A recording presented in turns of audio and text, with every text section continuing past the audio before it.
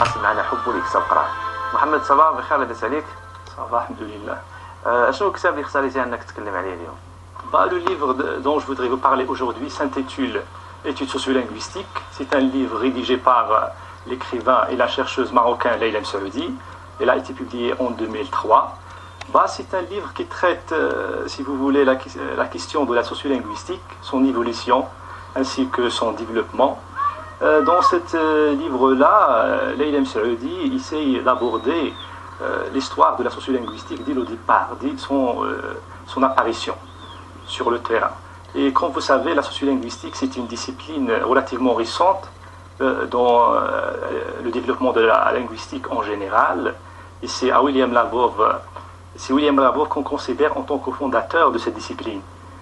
Dans ce livre, Leila Msaoudi, en s'appuyant sur un certain nombre de sociolinguistes, comme William Labov, Louis-Jean Calvet ainsi que Fishman, il essaie de développer cette discipline tout en appliquant ces théories-là sur la réalité sociolinguistique au Maroc.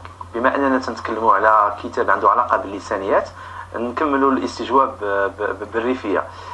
كيفاش لقيتي راسك يعني كتهتم باللسانيات؟ الصراحة ملي تغيب ديال النظر على فاكولتي دو سلوان، يجي الأستاذ تجمع خاص بهذه المناسبة تما إلى inciter dans des domaines, le domaine de la sociolinguistique.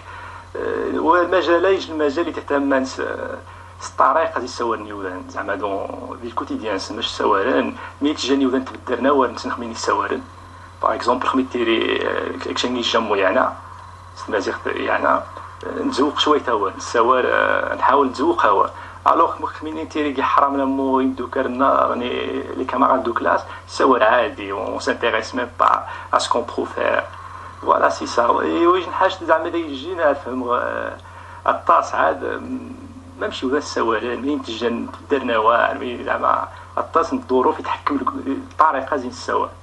انت من مدينه الناظور، بالنسبه للشاب مثلا بغى يقرا كتاب ولا يشري كتاب، واش كاين ما يكفي من المكتبات في مدينه الناظور؟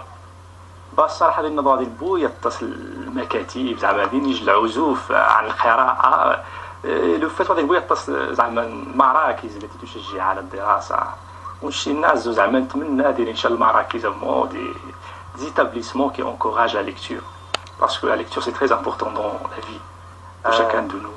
شنو الرساله ممكن تقول يعني الناس اللي كيتفرجوا فينا علاش دابا اصبح من الضروري اننا نقرا؟ نتمنى زعما تشجع الطلبه زيد تعرفوا وداني مزيان نقرا يوسولا باش ابغان لان ثغوري شنو ما رماش زعما يعديس ثغوري يرعق.